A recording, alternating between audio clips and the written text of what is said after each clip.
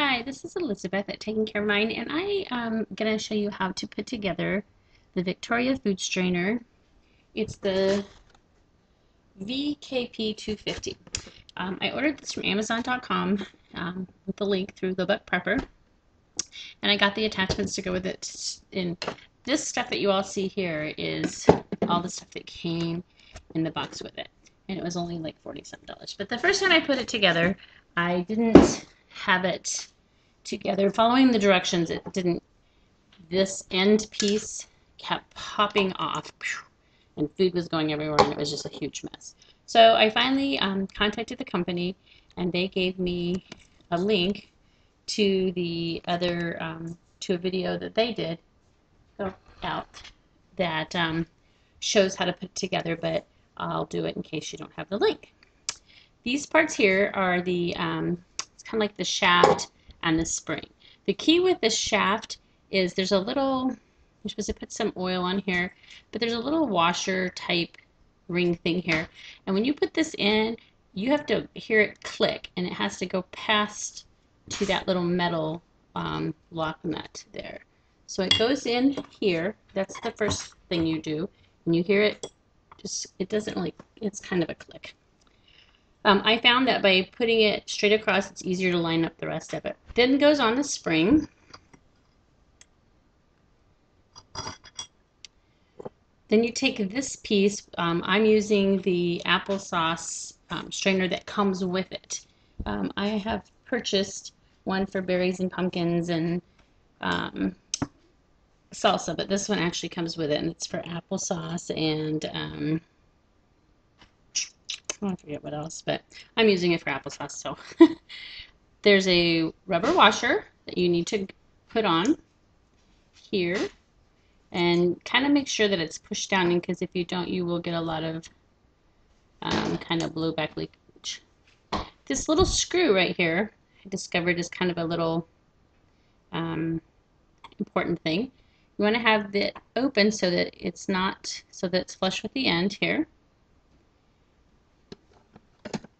Then you push the plunger thing in, and this is where having that thing up across you, because if you see on the inside there's a little, whoops, that groove has to fit in there. So you line those two up. Now there's a little mark on here. You have to get it till where this thing, up here it says on, off, and there's a little arrow right here, and that's what you have to squeeze this on. So if you don't have it attached really good to your countertop or whatever. Now I found that by pulling it against my body and then twisting,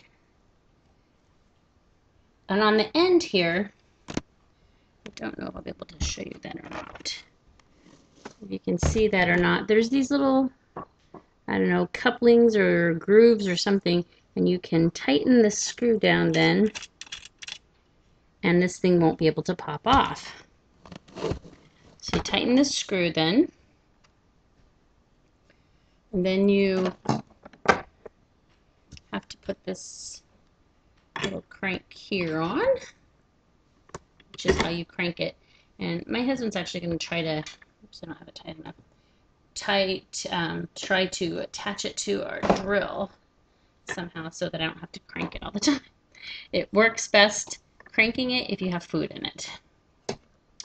So then on the end goes the little, and this is kind of, it's like a plastic cup, so I'm afraid it's probably going to get broken, but you know, I can just stick a cup on there if I have to. The splash shield, and I would imagine you could put this on either way, this way or this way, but I would go this way just because I'm right-handed and I stand up on this side. This slides around so you can adjust it. I find that if it's this way down a little bit, it prevents the splash up, and it helps it also to drain down into the bowl. The plunge, the little reciprocal part of it goes on there where your food goes in, and then you have this little plunger that you can squish the food down in with. So that's how that works. Now, if I can balance this here for just a moment, I'll show you actually how nice it actually comes out. Hopefully that will not fall before I'll just use this. So I'm making applesauce. I have my cooked whole apples, skins and all. I'm actually going to be making apple butter tonight. I made applesauce this afternoon. And it's probably enough. And you just crank it. And pretty soon you should. And I think it was bad, Mrs. Wolfie. She cracked me up. She said, you're going to have like arms of steel by the time you get done doing it. She was doing, I think, tomatoes with hers. And you do feel like you're going to really get strong. I also found that the hot apples are warm. Actually, they're not hot. The warmer ones actually come out. Oh, look at there. See all that nice applesauce and juice coming out of there, and just that simple. And then on the end, well, the rinds will come out, or the peels. Sorry, not the rinds. The peels will come out, and I usually run those back through 1 or 2 times just to get all the apple out of them. Then I take the byproduct, and I'm either going to dehydrate it or freeze it for my chickens for this winter to help with feed costs and to give them a little treat this winter. So thought I would share how to put the Victorio together without lots of frustration, which I had tons of in the beginning. So, and now that I've figured it out, it works very well each time. So a good product. It was only like I want to say $49 on Amazon.com.